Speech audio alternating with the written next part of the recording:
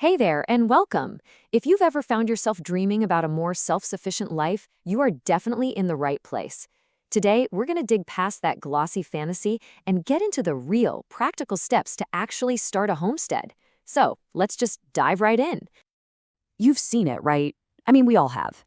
That picture-perfect, sun-drenched version of homesteading that just floods your social media feeds.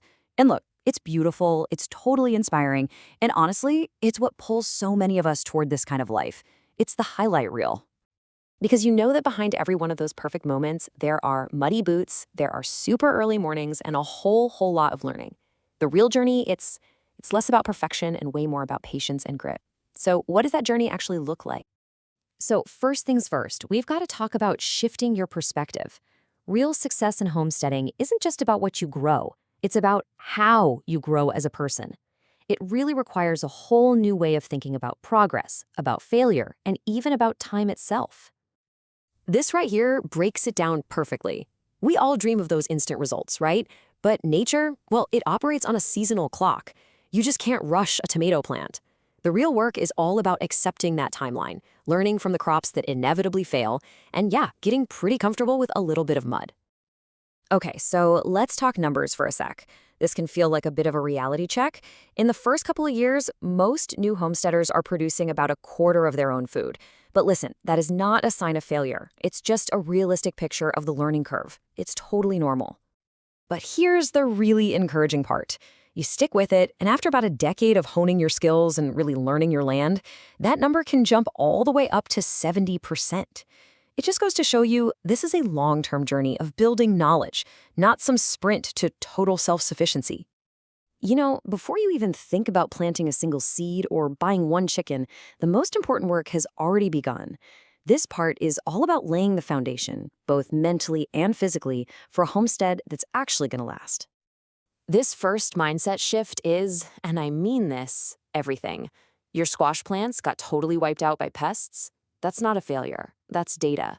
You just learned something incredibly valuable about what lives in your specific area. Successful homesteaders see every single setback as a lesson, and that perspective is what keeps you from burning out and giving up. Next up, you have to redefine what a productive day even looks like. It's not always going to be a basket overflowing with tomatoes.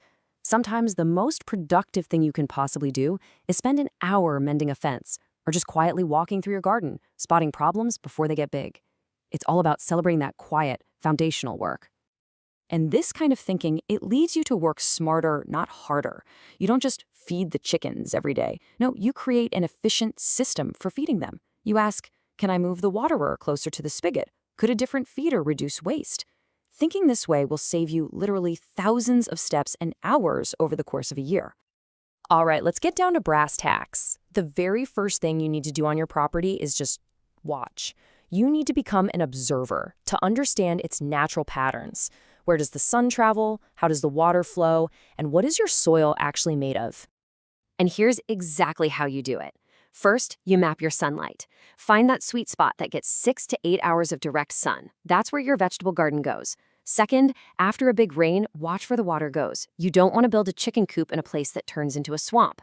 And third, a simple soil test kit from any hardware store will tell you exactly what you're working with, which takes all the guesswork out of planting. Okay, with all that planning done, it's finally time to get our hands dirty. This section is all about getting a win in your very first year by choosing the right plants for a productive garden that will actually feed you. Now, the key for beginners is to focus on what we call workhorse crops. These are the super reliable, high-yield plants that give you the biggest bang for your buck. We're talking calories, we're talking easy food storage. They're designed to build your confidence right from the start. So what are these magical crops? Well, think potatoes. A tiny 10 by 10 foot plot can give you up to 100 pounds of food, seriously. Then you've got bush beans, which are perfect for one big harvest and a canning day. Winter squash will literally feed you through the cold months. And garlic? Well, garlic is the definition of a low-maintenance, high-reward crop. And now for the really exciting part, adding animals. This is a huge commitment for sure, but it's also what makes a homestead truly feel alive. The absolute key here is to start small and smart so you don't get completely overwhelmed.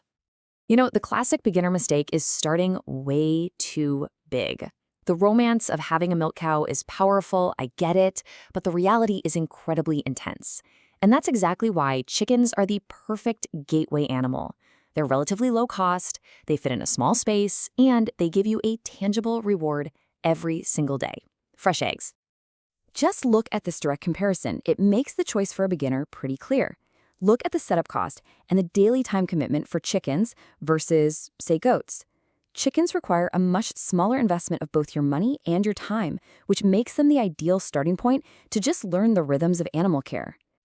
And please remember, the price you pay for the animal itself is just the beginning. You have to budget for a predator-proof shelter, proper fencing, and the recurring cost to feed, which can be around $20 to $40 a month for just a small flock of chickens.